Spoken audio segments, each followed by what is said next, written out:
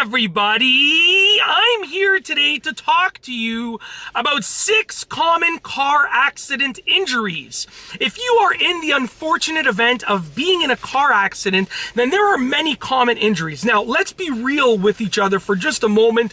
You can pretty much get injured in any way possible when you're in a car accident, and any part of your body can get injured. But these are the most common injuries, and they're not in any specific order. They're not from like most common to least common. I've just composed the top 6 injuries for when you get into a car accident. So let's get right into it, and I'll tell you how it can happen.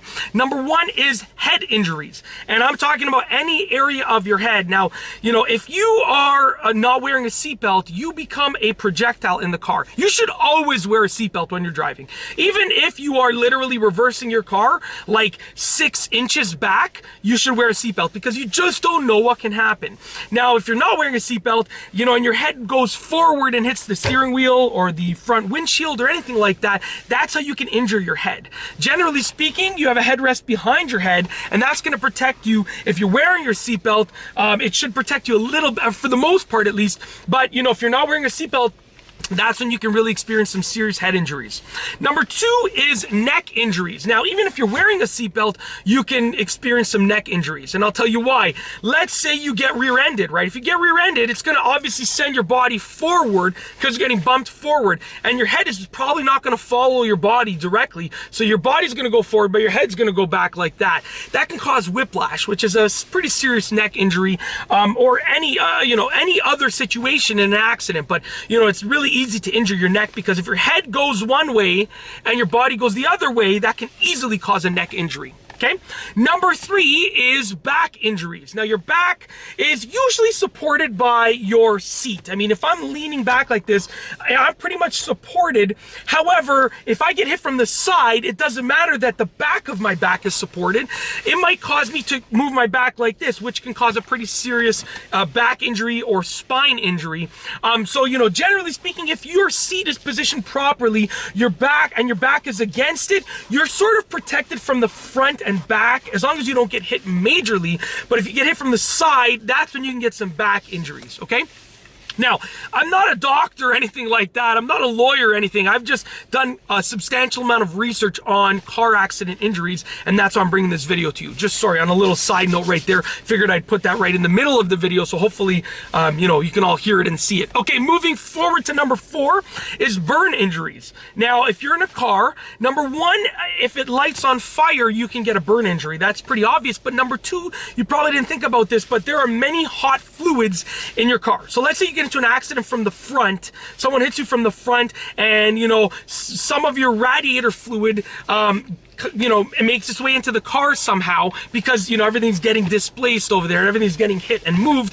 Well, then you can get a burn injury from that hot radiator fluid. Okay, it's literally as simple as that. And any other fluid that's really hot, you can easily get burned by it if your car is on, or if it's been running for a while and you get hit and some of that fluid makes its way into the car, right? It's just very easy to get a burn injury, easier than most people think.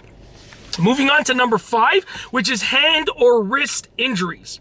Now, here is the thing. Your hands are on the steering wheel, right? But if that airbag pops out from the front, it can easily, hit your hand. And it's going to protect your face and your head, but it can, break your wrist, it can break your fingers, it can break any area of your sort of forearm towards the tips of your fingers, right? And it can injure that. And that's just if your hands are on the steering wheel. But if your hands are on the shifter or anywhere else, it's really easy for your hand to go flying and hit something really hard and injure your hand or your wrist, okay? So the airbag will protect you from a more serious injury, like a head injury or a neck or spinal or anything like that, but it might injure your wrist or your hand. So it's a trade-off, but I mean, at the end of the day, you'd probably rather have a broken wrist than a broken neck. Let's get real.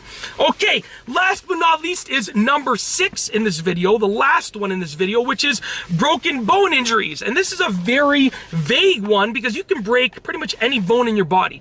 And obviously, wearing a seatbelt will significantly, massively reduce the chances of you getting a broken bone injury in a car accident. But even if you just if you're wearing your seatbelt and you get rear-ended at just a very low speed, it's very possible for you to break a bone, right?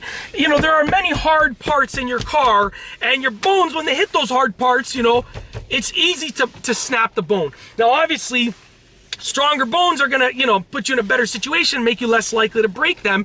But, like I said, anything can happen.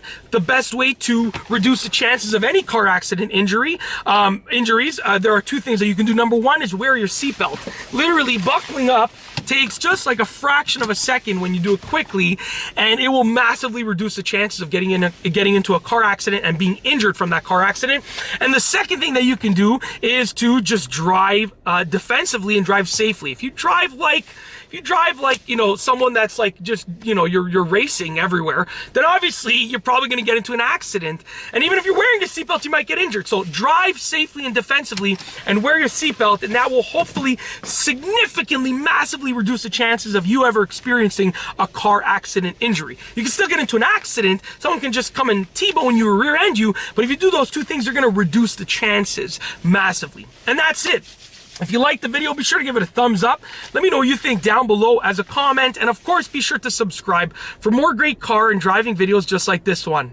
And that's all I have for you today. Thanks for watching.